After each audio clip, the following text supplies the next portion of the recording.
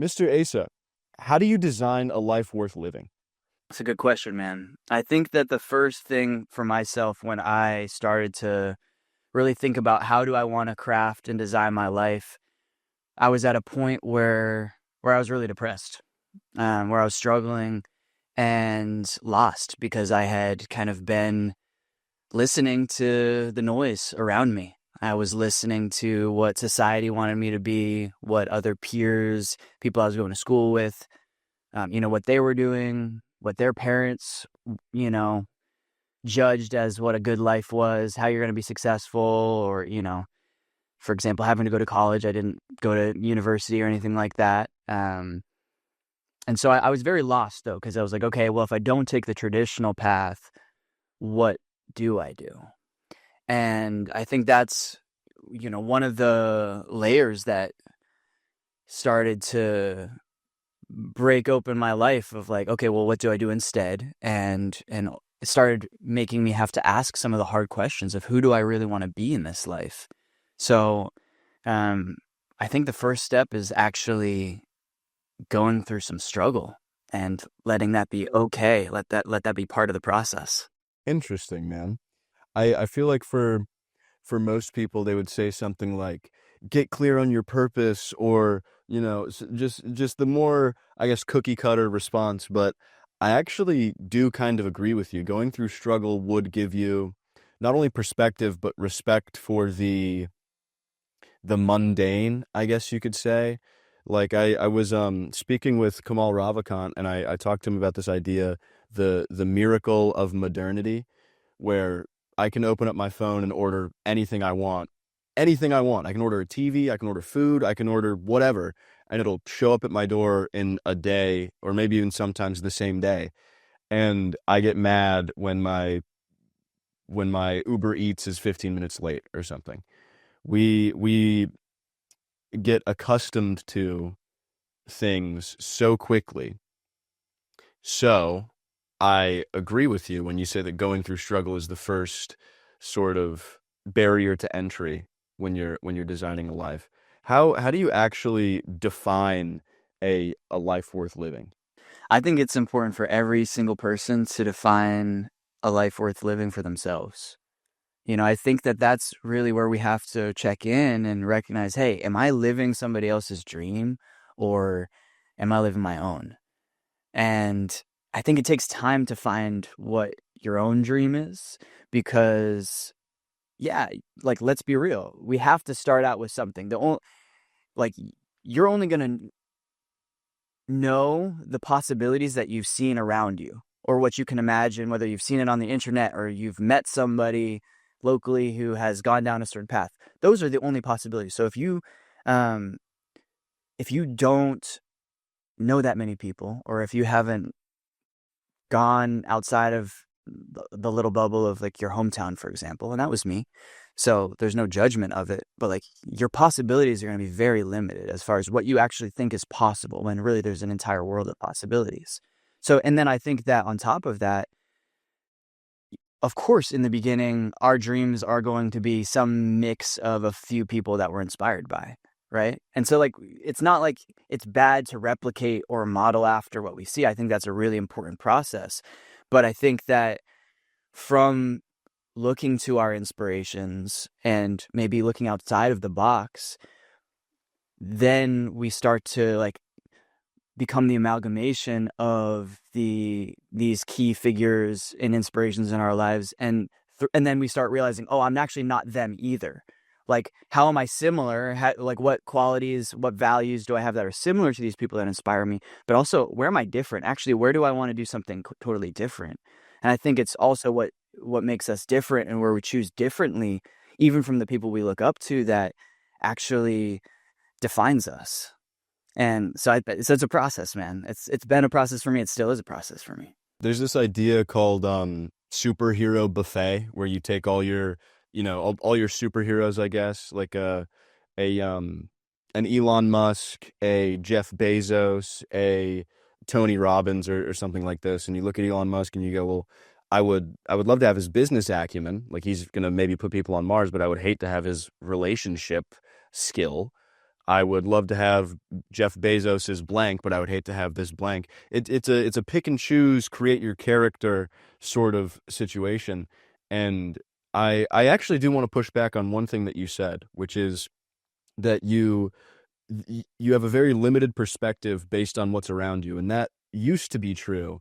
But now with social media, you can open up your phone and you see a 14-year-old kid making 100 grand a month, and you're like, what is happening right now? Like, what's going on? What is he doing? He's like drop shipping pillows to, some crazy country. So what do you think? Well, let me ask you this. What impact has social media made on people's perspectives of what is possible? I can speak for myself. I bought a one-way ticket to India when I was 18, the day I graduated high school. So I would not have done that, partially if it wasn't for some people I saw on YouTube who were traveling in the 2010s. And so YouTube, I think, was actually the biggest source of inspiration for me. That's really where, if I spent any time, I learned so much on YouTube. I taught myself so much. I've learned so much even for my career straight up on YouTube. So I think there's a lot of positive benefits to the social media, despite all the messy shit that's happening. But absolutely, I'm absolutely would not be where I am right now if it wasn't for social media, if it wasn't for being able to see people from around the world. And ultimately, I ended up joining a program that I had that I discovered through somebody on YouTube who had somebody on their channel, and it was this guy Preston Smiles, and he had this dope life that I was inspired by, and I liked the message that he shared, and then I ended up joining a program, and inside of that's where I met one of my key mentors, Jedi Azuma, who, been part of the Rising Man movement since basically it was the very beginning of it because of that. And if I hadn't joined that program, but that was also the key pivotal thing, was I found a way, how do I get into the room with these people versus how do I, versus just keeping it where these are these like almost imaginary people that just live on the internet. It's like, how do I actually make these people the people I surround myself with? So I think that was also something that gave me an advantage. Turning this parasocial relationship between you and this person on a screen to an actual relationship. You're getting in the room with them, you're getting real life advice, stuff like this. Exactly. Why do you think so many people never really take the time to design their life? It's hard. It's hard. Like when I tell my little brother, I have 5 younger siblings. I love all my siblings so much. But my little brother, Elliot, we talk about this stuff a lot because he's interested, and I love that. It's hard.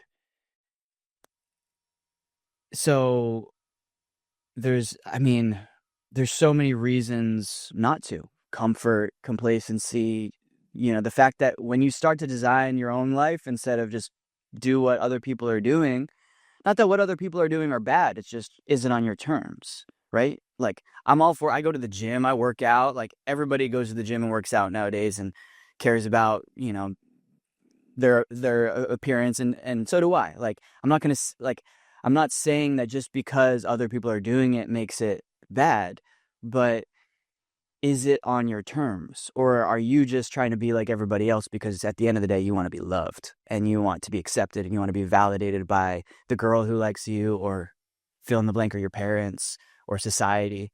So how much are you running your life on autopilot because of the wounds you have deep down inside? And I ultimately realized I have a lot of wounds deep down inside and a lot of fucked up things that happened in my childhood that I haven't looked at. And so now I'm running my life trying to prove myself, and I'm lost because I'm not addressing any of this. I'm just escaping from it all. And here I am. And it's not going to change unless I decide to do something different. So yeah, I think it takes a lot of work. And let me just say one more thing, because what I tell my little brother about is, I've told him, because he also isn't going to university, And I told him, well, hey, just so you know, there's going to be 1,000 nights where you are alone in bed. If you choose to take the path less traveled, there are going to be 1,000 nights where you're alone in bed wishing that you had taken the easier path. Alone, like, what the hell am I doing? None of this makes sense. But there's two things. One is that there are also going to be hundreds of nights where you're like, this is exactly what I'm here to do. I'm so excited. Everything is so clear. And then the other point of news is everybody else is also having the 1,000 nights, whether they're doing life on their terms or not, whether they're just doing what everybody else is doing. They're still having those nights of like, none of this makes sense. I'm lost. I'm depressed. I'm whatever. They're just not talking about it because we don't talk about this kind of thing. So you're going to have them anyways is the reality. There's the quote from David Goggins. He says, "Choose your hard. Going to the gym is hard, but also being obese is hard. You got to choose your hard." And I kind of I can see similarities here. If you walk down the road less traveled, you're gonna have a bunch of nights where you're like, shit, dude, I don't know if I made the right decision. Maybe college or the easier route or going to work that job or whatever it was is like maybe that was actually the right decision I should have made. Conversely, if you actually go to college or go to that job or whatever it is, you're going to have the same thing, and it may be in a different ratio, but still it's going to be the same exact thing. You're going to be like, well, what if I booked that one-way trip to India on my, when I graduated high school? Like, what would have happened? I would have met some crazy yogi guy and he would have taught me all these super magical powers and now I'm like a superhero, dude. I don't know. Like we don't know. There's I forget what study this is, but some I think it was a college did a study where they asked people that were on life support what their regrets for life were.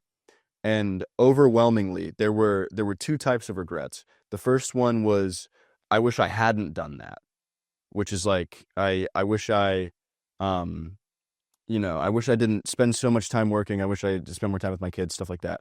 And overwhelmingly, the one that people said, this is the one that I regret way more, is I wish I had done that. I wish I had gone to India. I wish I had spent more time with my wife. I wish I had done this thing or seen this person or done this more. So if there's something that we can learn from this, it is really take the risk. I mean, like I'm talking to a guy that booked a one-way trip to India in the 2010s, and I like that was probably a bit of a shot in the dark, right? Like, did you know what was going on when you went to India? No, in fact, I almost was basically kidnapped within like 3 days, or Oh who God, knows what would have happened. Yeah. that sounds eventful. Okay. I mean, the long story short is um I was very open to opportunity and connection, and I had a lot of trust in the world at the time, and like trust in the universe. And I didn't know what I was doing. I didn't know how to travel, but I had decided, oh, I'm going to go to India because I know, one, I wanted to have kind of a spiritual quest of sorts. And it was, I knew it was going to be a hard place to travel, but I said, look, if I can travel in India by myself at 18, then I can go anywhere in the world and I'm going to be able to travel easily. So, like, do the hard thing first and everything else will be easier. That was my principle. It worked. It worked, but I did have to realize that there are some people that you really have to know how to draw very clear boundaries and say, don't fuck with me very quickly. And so, anyways, yes, there were some moments, but I think we were talking about some other stuff. Yeah, yeah. Sorry, Lot sorry for lots of jumping life down that lessons. rabbit hole. Well, I'll even say on top of that, that's the value. And I don't say that to scare people or like, oh my God, like that's gonna happen. 99% of people in the world have really great intentions. Yes, you do have to worry for the 1% that are malicious and everything. And boundaries are healthy. Boundaries are self-love. And we have to learn those somehow, and hopefully we'll get to learn them in ways that work out okay. But that's part of living life like it is like a path where you are learning from every single thing that life is showing you. And I think the universe, God, whatever you believe in, doesn't communicate in English. I think that it speaks through experience. So the feelings that I'm having, the experiences I'm having in my life, the people I'm meeting, the struggles, all of it is a lesson. All of it is teaching and communicating something to me if I listen. The problem is we don't listen. The problem is we don't actually wonder what is being communicated to me by this happening. But if we do, then we do start to realize I'm being pulled in a certain direction and I'm being called forward, and I am actually on this deeper journey of being a human in this crazy world. And we start to actually live a life by our own design, I think, by nature of following that calling and listening to what the universe or God has planned for us. Dude, you just dropped a fucking bomb. God or the universe or source or whatever you believe in doesn't communicate through English. It communicates through experiences is a stellar quote. That is stellar. I also completely agree with you in the same way that if we can't take any of this stuff with us when we go. Like nobody's gonna make it out of this game alive. You know what I mean? And the one thing that really the one thing that really matters, I guess, even though, I'm a materialistic guy, I like nice clothes, I like planes and that kind of stuff. I like flying places. The thing that really matters, like the stuff that me and my wife look back on and go, that was really, really cool and really fun, isn't like, oh, we had this great, this 5-star dinner. It's stuff like when we were in Japan, we went to this club with my cousin and he ended up getting super drunk and that was hilarious. And we took a walk back to the hotel that was supposed to be 10 minutes and it was like an hour. It's the little experiences that are, you can sort of extrapolate and be like, whoa. And also the I guess you could say negative ones, like, I almost got robbed in India, or I almost got whatever in wherever. You can learn from these things. You can extract experience from them. And it's experience in the sense of you're playing a video game, and the more experience you have, the more levels you gain or whatever it is. And eventually you will be more knowledgeable because you've done the thing. Yeah, I absolutely agree. I think I think you're just speaking to also like the way we learn from experience, and how you can read so much in a textbook, but there's a difference, right, between knowledge and wisdom. And what have you experienced? What have you actually been through? That's what I considered the first 4 years of my business my college degree. That was my degree in business, whether you like it or not. And I guarantee you I was better off at the end of those 4 years than people who have the degree on paper. Now, they might have connections. Don't get me wrong. They might have connections. They might have people, right, that they can then go into. But I had 4 years of experience from everything from handling my books to client acquisition to value delivery. Like, tell me a better school than getting your hands dirty. Yeah, man, it's hard to beat the well, I mean, it's theory versus experience at the end of the day. You can watch so many YouTube videos and read so many textbooks and listen to as many courses as you like, but you need to do the things. You need to execute and put these learnings into action, basically, is the deal. I'm passionate about philosophy in the sense that to the point that it's applicable in my life. Like, I don't like doing the mind game trivia, crazy existential kind of questions. Like, it's fun sometimes, but I want to be able to take something from, a book or a video and put it into practice and execute it in my life. Or else it's like, or else what is it for? Yep, I agree. How does somebody watching this know if they're living life by default or by design? Go take a day, be completely by yourself, turn your phone off, go out in nature, and just sit with yourself.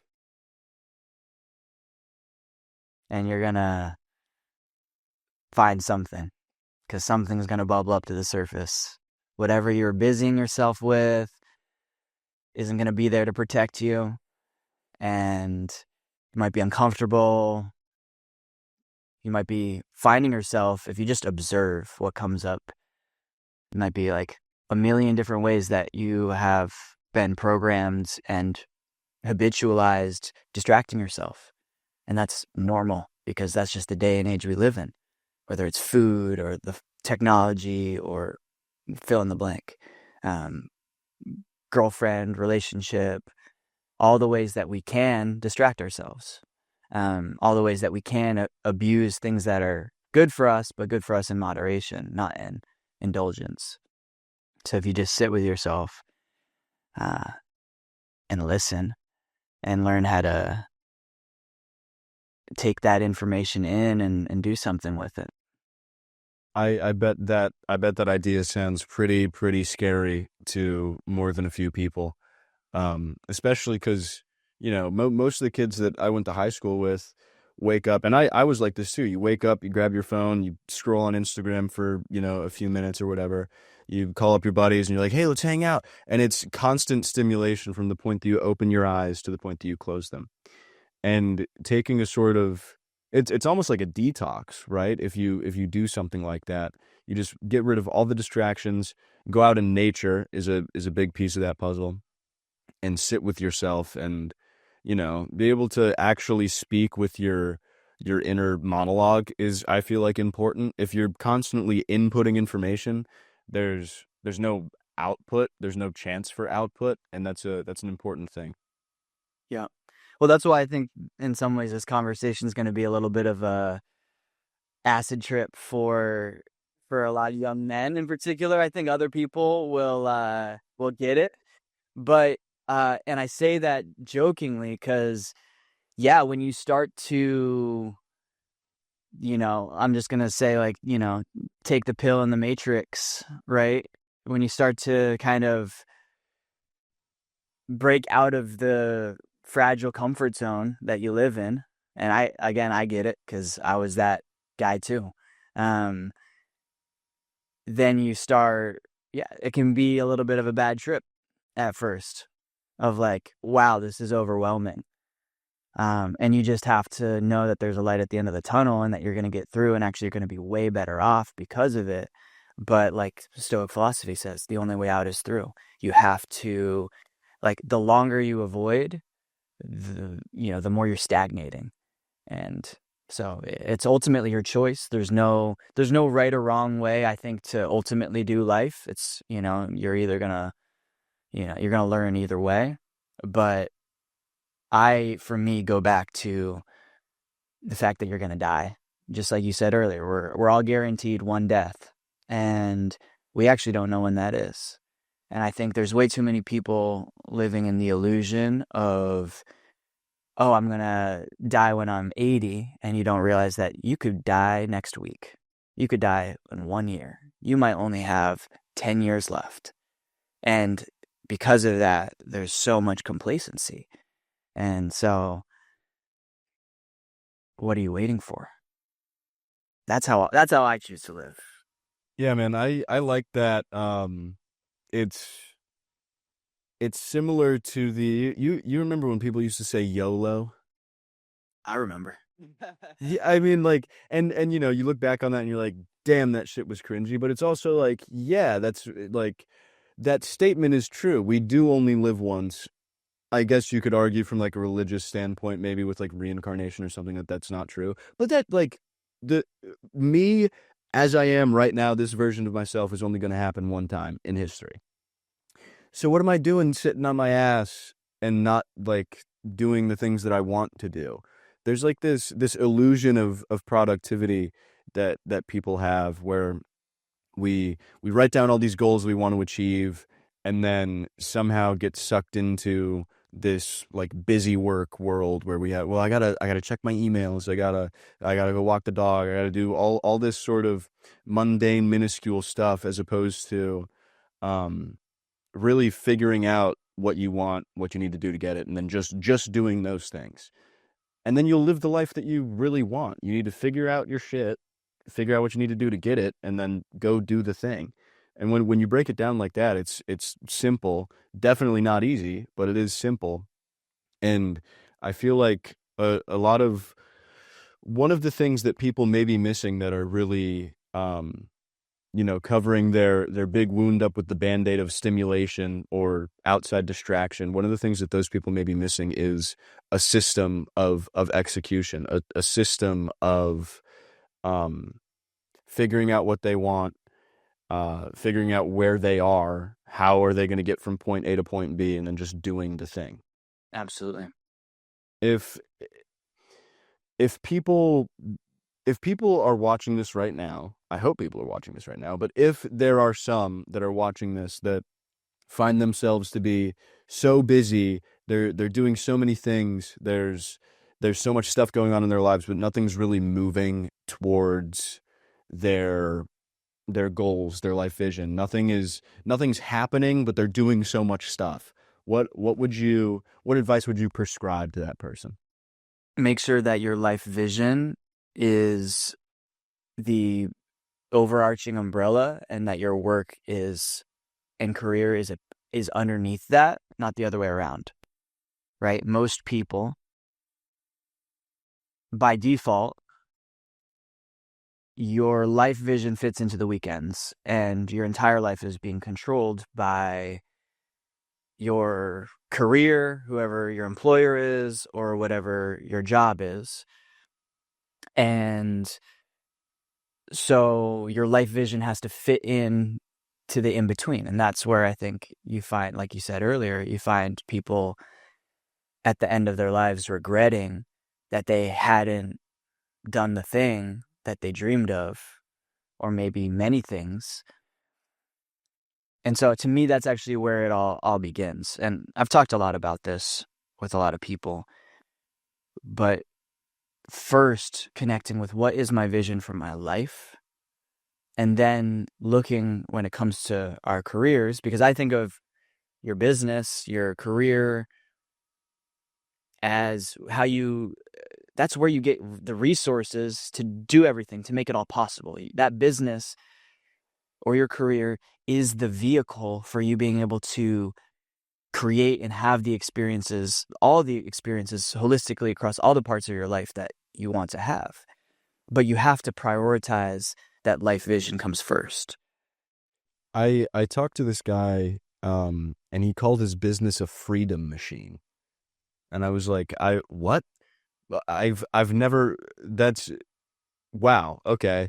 That's a bit of a reframe from what you think about when most entrepreneurs are working 10, 12 hours a day, slaving away on their business. They have to do every job from CEO to janitor, all this kind of stuff. And he's like, no, dude, my business is a freedom machine. I get to do whatever I want because I built this thing.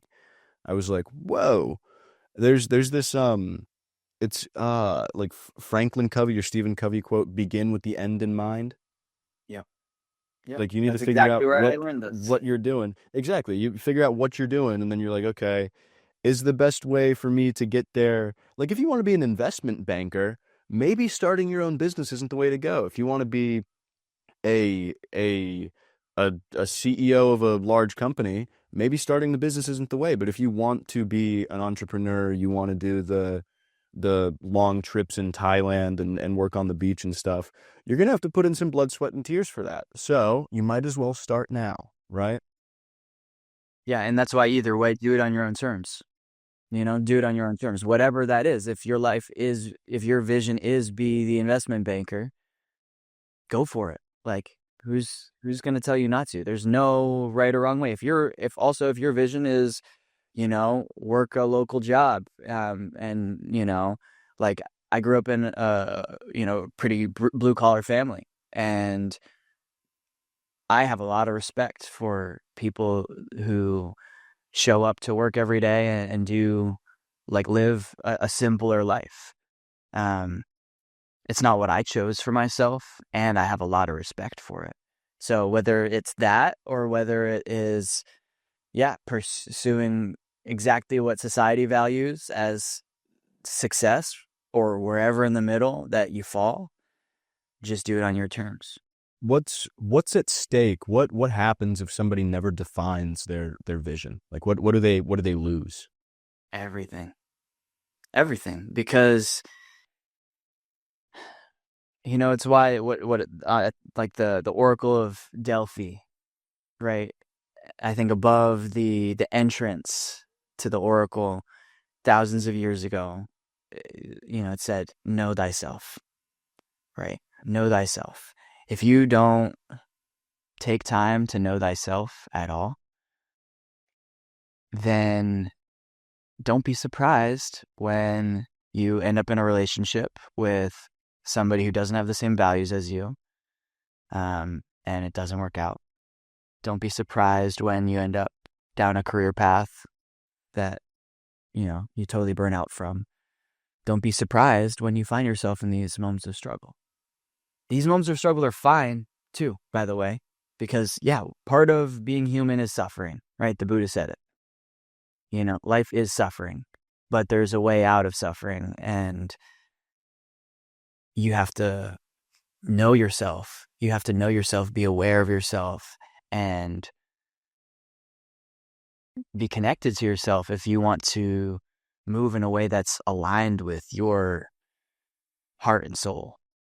You said earlier, if you're not living on your terms, you're living on someone else's terms. And it's the same thing with, if you don't have a vision for your life, somebody else does. Your parents do, your employer does, your girlfriend, your wife, your husband, your boyfriend, whatever it is, they have a vision for your life. And chances are you're just like going along with it until you're at a certain point down that path and you go, well, shit, man, the last 3 years I've been working towards something that I don't really even want. That's a and again, it's the choose your hard thing, because either way you're gonna have those moments where you're like, man, do I really want this? What's going on? Like what am I doing? So you may as well do the front loaded work of sitting in nature for a day, maybe with a notebook, and writing down exactly what you want out of life in a year or two, or something like this. I feel like a lot of people overcomplicate this strategy by saying, I need to figure out what I want when I'm 80. I'm 20 now. I got to figure out what I want when I'm 80, and then I got to figure out what I want when I'm 70 and 60, and all this stuff. And they reverse engineer their entire life and try to create an entire life plan. There's some corners you can't see around. You know what I mean? Like I'm when you booked your one-way trip to India, did you think that at at a certain point in your life you'd pop out the end of that and say, you know what, I want to start a business? I knew I wanted to start my own business when I started traveling, but I had no idea what was going to happen next. And to me, that's where the value of a vision is, that you have a mountain on the horizon. And maybe it's not actually about finally, eventually reaching that mountain on the horizon. Maybe it's about getting to that hill that's halfway, where it opens up and there's a view of an entirely different mountain range that you couldn't have possibly ever seen from your previous vantage point. And maybe it was all about getting you to that point where then you could pivot and go that way. So I think for myself, absolutely, I and I always say, like, it actually the way life actually unfolds is better than I could have imagined. I've had my idea of how, okay, this is how I want it, and every single time it has not been that, but it's always been better. And that's, to me, making space for the magic of life to unfold. And I think also in the manifestation world, and like the people who are actively talking about the stuff we're talking about, knowing that you can manifest your dreams and have the life that you want to have, I think there can also be a lot of control in that. And I believe in recognizing that we are the co-creators of our realities. I also believe in making space for fate, making space for what maybe is already written for us. What is maybe out of my control of who I'm here to become, that requires me to actually surrender to what the plan is for me, instead of thinking that I have so much power. And I think that that's actually equally as important of a conversation, and people don't talk about it. My buddy Jeffrey Perlman has this interesting frame on imposter syndrome. Whenever he's working on a big thing, and you get that feeling, oh, like this isn't me. I don't like I don't deserve this stuff like this. He literally steps aside and he goes, this isn't me. Something is flowing through me right now. Something is happening. I'm not doing anything. I'm just the vessel for this to come out into the world. So this, like, imposter syndrome, completely valid. I'm not doing this. Like, this is not me. And he told me that I'm not a very spiritual woo woo kind of guy, but I look at some of the stuff that he's done and I'm like, dude, you're right. Like, you're absolutely right. And that's the interesting thing. I've thought a lot about this manifestation, law of attraction kind of phenomenon. And one thing that is absolutely true is that you are more likely to get a thing if you define what it is. Like, manifestation nails that. However, if I sit in my room and I just envision checks coming in the mail and I just, oh, I know I'm going to get rich. I know I'm going to get rich. And I just stay in my room and I don't do anything, nothing's going to happen. I'm, you're basically priming your brain. You're more likely to spot the opportunities that will get you from point A to point B rather than, I haven't thought about my life once in the past 4 years. I'm just going to sort of slug through life like Eeyore in Winnie the Pooh. It's it's important that people understand, because there's a very seductive idea with the law of attraction manifestation thing. It's like a something for nothing. Um, there's no work for your dreams, this kind of a thing. And when you look at the people that are really advertising this law of attraction in that way, they worked their asses off. They worked their asses off to make that course or to get on TV or whatever it was. They just so happened to prime their brains to find the opportunities necessary to get from point A to point B. Absolutely. To me, I look at what you're speaking to the same way as business. So if you think about three most important executives at a company: CEO, COO, CFO. I think about my life in terms of those three things. There is the hat I wear that is responsible for vision. There is the hat I wear that is responsible for the operations and execution and action. And there is the hat I wear that is responsible for the resources to manage it and keep it sustainable. So I think about, like, I have to be the executive of my life, and I think that's part of life design, is being the executive of my life, looking at those three parts. And I think what you're speaking to is that there's a lot of people that stay in vision and ideation. They're thinking about the possibilities. They're thinking about the new thing. Maybe they're always on to the next new thing.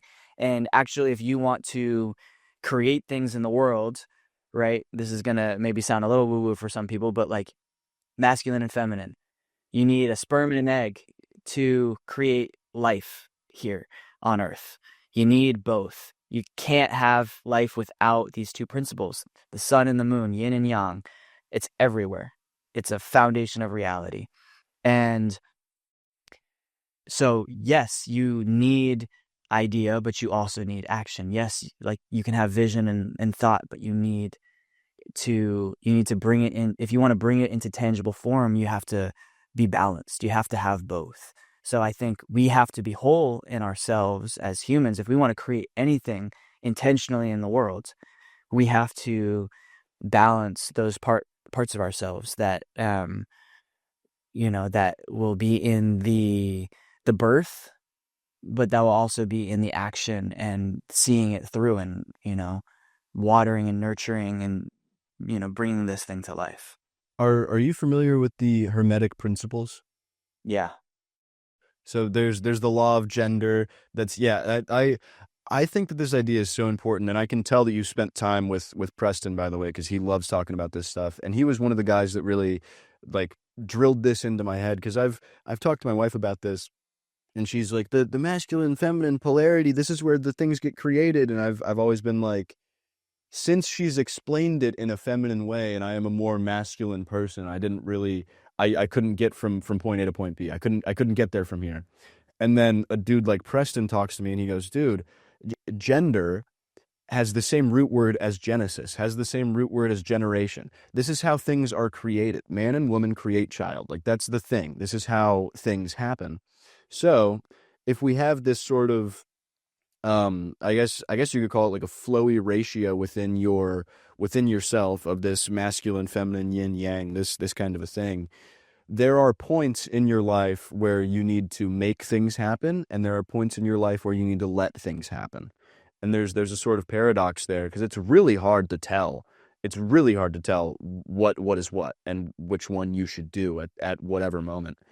Do you have any advice for people that are like me struggling with this thing where they don't know whether to make this happen or let that happen or vice versa?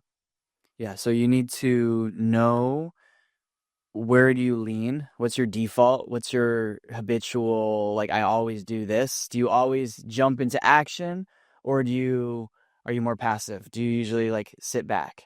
And it's usually, I think there's value in strengthening the left arm, right? There's value in balancing out if you're a righty. Um, Become a little bit more ambidextrous, become a little bit more, yes, your strengths are going to probably be where you create a lot of value in the world, like leveraging and leaning into your strengths, doubling down, but you have a massive risk to mitigate, and that is your weakness. So the other Goals. side, yeah. So for me, I'm a pretty action oriented person, if you can't tell. I might lean into, yeah, constantly doing the next thing, just kind of jumping into things, or taking action. I've had to learn how to yield. I feel like I learned this concept from this book. I believe Bruce Lee wrote this, or somebody wrote it, taking some of his teachings. It's called The Warrior Within, if I'm not mistaken. And he talks about, in a fight, right? Like an Aikido master knows when to use his opponent's energy against him. If somebody punches you this way, they might pull your arm and take that energy instead of just meeting you, like pushing exactly back. You're going to take that where the momentum is already flowing and use that to bring them that way and step around them, right? So I think it's the same exact principle that is in martial arts, and that is also in life, where there are some days where the energy is like, if I'm going to say yin and yang because I think in those terms, but if there is a lot of energy, like say you wake up and there's already texts like clients angry with you, girlfriends mad at you, like feeling like things are just already coming at you. To me, that's the recognition, like, oh, this is one of those days where I have to know how to yield, because there is so much energy coming at me. And if I try to fight this, I am not more powerful than this force of nature. Just like I'm not more powerful than the ocean on a surf day with like a huge swell. I have to yield and surrender and know that if I try to fight back, I'm going to drown.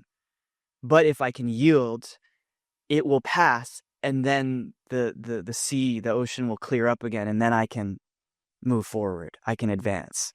Or I have to move around it where the waves aren't crashing like that. So I listen for days like this, and this happens to me in like a week.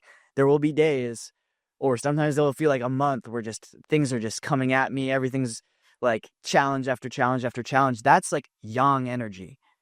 And I have to dance with that.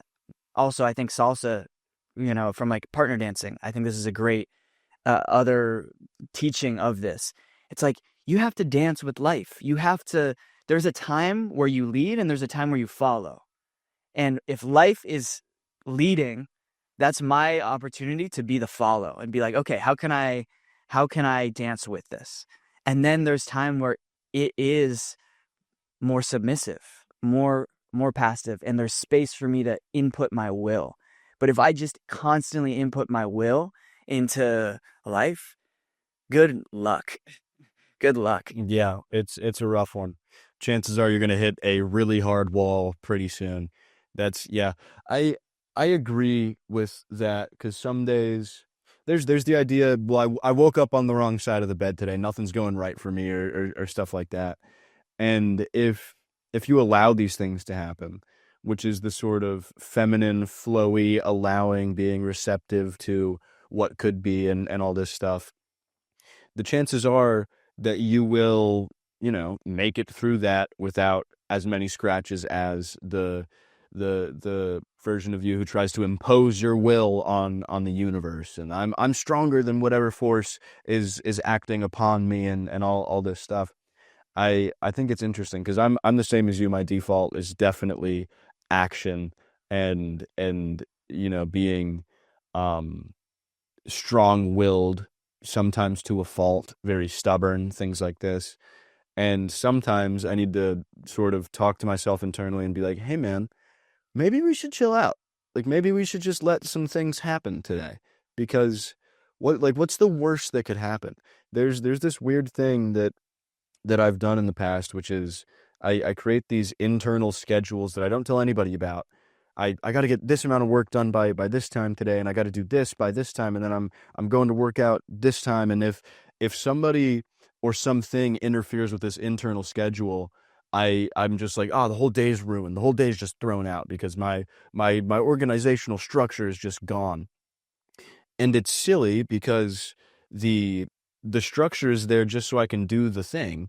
If the structure is modified, I can still do the thing. Throwing it out is actually the issue, right? Yeah. On top of that, I would say yielding. I think a lot of people think that yielding or flowing with is like weakness, or if you're the follow, like a lot of guys like us who maybe are more comfortable in the yang and the masculine and the action, they think, oh, well, it's just being passive to let life, like, to, they think that it's actually being passive. There's actually a lot of strength. And that's why the martial artist finds his strength in the moment when there's an opponent coming at you like that. There's so much power in a woman, as an example, dancing in salsa. She's not just completely powerless and weak dancing with a partner who's leading. She's absolutely 50% entirely contributing and a part of the dance. Um, so I think as people in business, as men especially, we have to recognize that there's only more strength available to you from cultivating the other side of you that is less natural. 100%. What value has your relationship given not only your personal life but your business? Because I've spoken to a lot of people that have been um charged up, so to speak, from their relationship. They get home from fighting all these battles, and they talk to their husband or wife, and they get their wounds licked, and then they're ready to go the next day. How have you seen your relationship benefit your career and personal life? Yeah. So I love to talk about this, and I think the first thing I'll say is like I if I was to look at each of the main domains of my life, I would consider myself the weakest in a relationship. Um, so I say that because I feel like such a student to it, and I love being able to learn because I think to your point, I've learned so much through the container of relationship. So clarify your question to me. How you're saying how has relationship? How has it benefited the other categories or domains of your life? Because there's sort of two situations here. Either like if you have a poor relationship, that poorly impacts all areas of your life. If you have a stellar relationship, that increases your quality of life in every single category. I'm just wondering what tangible benefits you've seen from having a solid relationship in things like your career, maybe even your finances, health and fitness, emotional life, things like this. So it's interesting because I've spent many years outside of committed relationship. I'm in a committed relationship right now. And I will first say I think relationship is probably the reason I started really working on myself. And I think that's a message for women, is to recognize how much your standard for men impacts the growth that men will choose to take or not take. I think women have massive power in the world to influence men and to set the bar higher for men because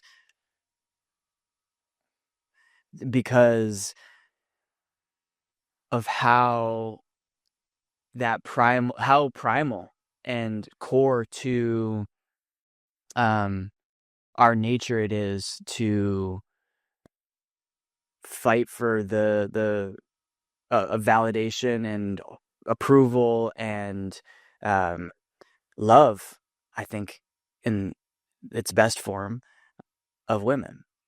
So, but I think that I first recognized, wow, I'm not the man that I want to be in a relationship.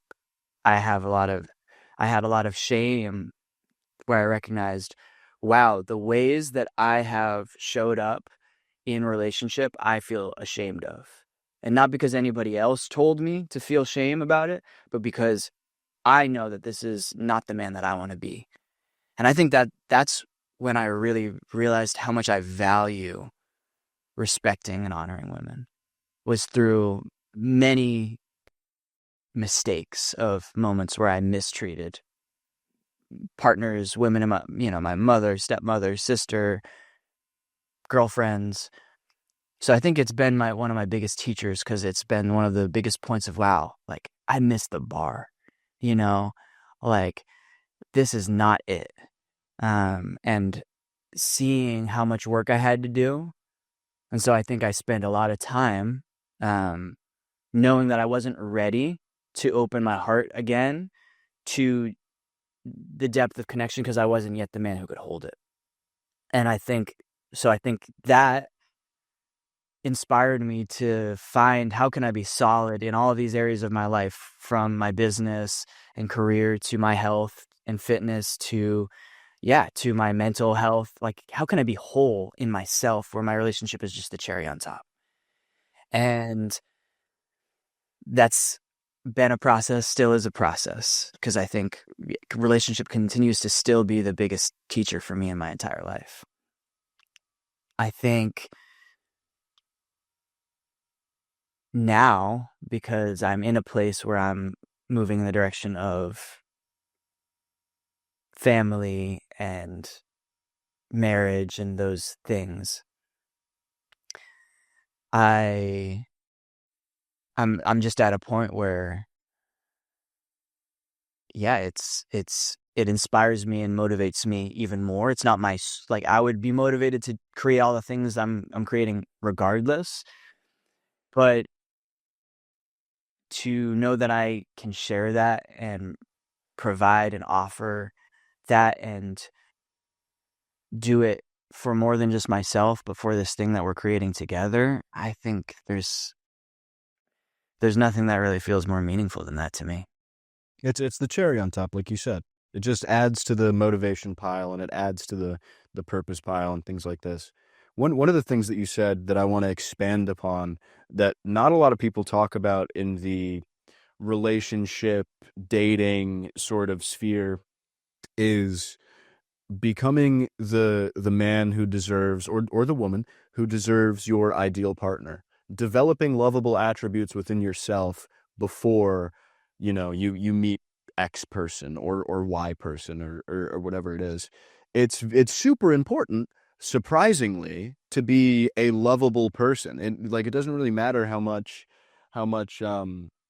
money you have or what your level of health and fitness is. You probably should work on your emotional life, your character traits, things like this, that really stick around. And if you nail those, the chances of you finding a partner who aligns with your values, who will stick around long term, skyrockets. I guarantee it. I guarantee that. I guarantee that as well. Yeah, I remember when a buddy of mine sat me down. I think I was living in Austin, Texas at the time, years ago.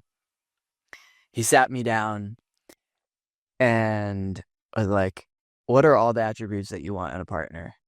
And I started listing them out. I want somebody who's beautiful and fit and whatever. And started going down the list. And he's like, "Let's go back to that one. Um, in good shape and fit." And I hadn't cultivated like that discipline in my life because I had always played sports. I was always athletic and active in my life, but since school, since graduating and everything, and kind of going out into the world, I hadn't cultivated that discipline in my life yet.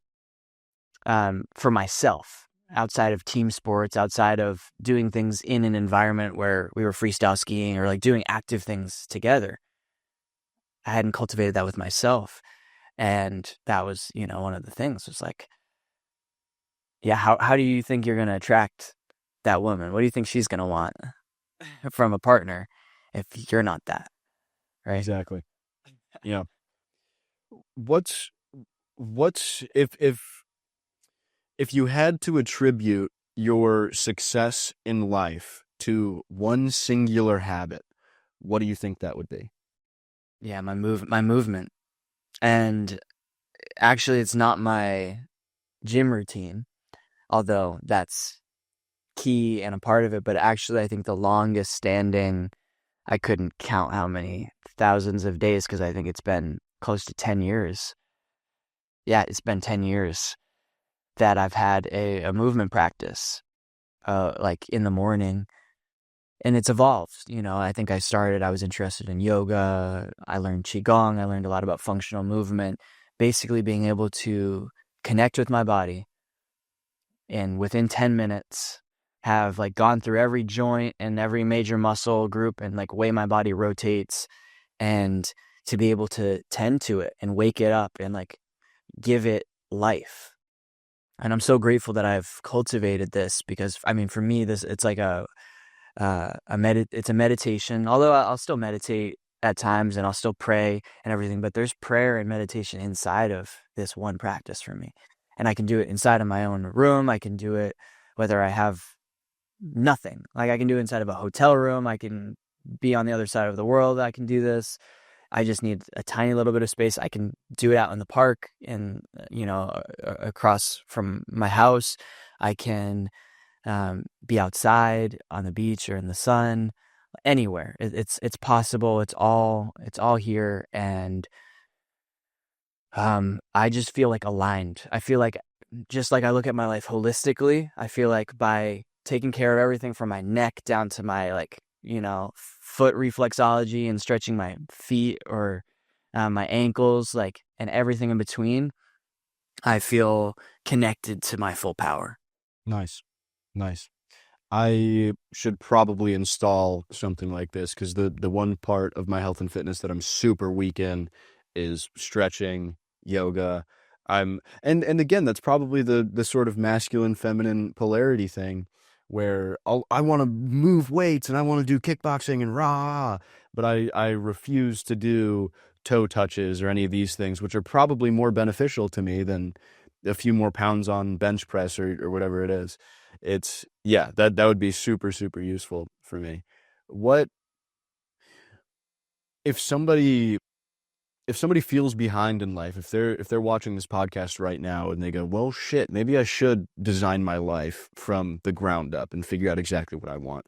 What is the first step? What's an actionable step that they can take today? I think it depends on who you are.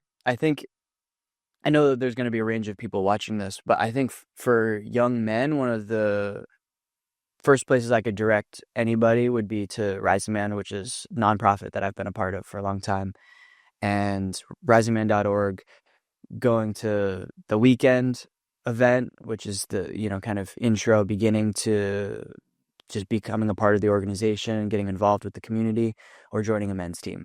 I think those are the two most powerful things that you could do if you're a man. is surrounding yourself with other people who are playing at this level. Because I think, as everybody knows at this point, you are that sum of the people that you spend the most time with. So surrounding yourself with other peers who are committed to their growth, self-mastery, becoming, more powerful in all areas of their lives, every domain. I think that's essential. So that would be my answer, I would say, for men.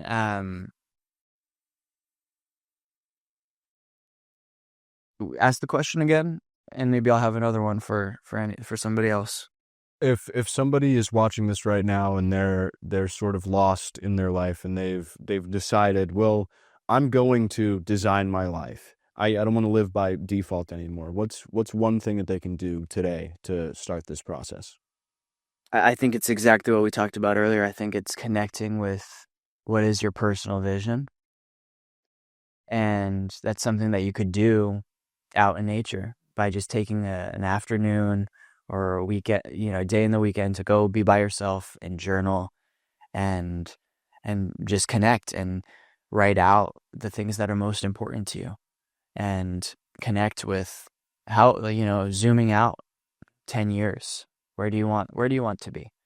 And how can you use that 10-year, 5-year, 3-year, 1-year vision to guide the actions that you take in the next few months? I think that's my system, and I find that it works really well. It's, to me, that's me being the co-creator of my reality, and then it also creates space inside of that, of it, things not going exactly as planned, and me surrendering to the plan that God, universe, has for me. But for me, I take that vision, and then I always have a plan. Like, you, at any point, and I believe it will be this way for the rest of my life, because it's been this way for over 5, 6, 7 years, I think now, that I have had a plan for what the next 3 months of my life is going to look like at all times. And I think that for me, yeah, you have to know, what are you up to, and what are the key things in your life that you're either committed to or showing up for or growing. And this has to be a document or a plan that you review, if not every day, every week. Otherwise, you'll forget about it. Speaking from experience. Absolutely, man. If you could go back in time, you step into a time machine and give your younger self one piece of advice, what would it be? Love yourself. Love yourself, and learn how to live your life in a way that would be the most loving thing for you.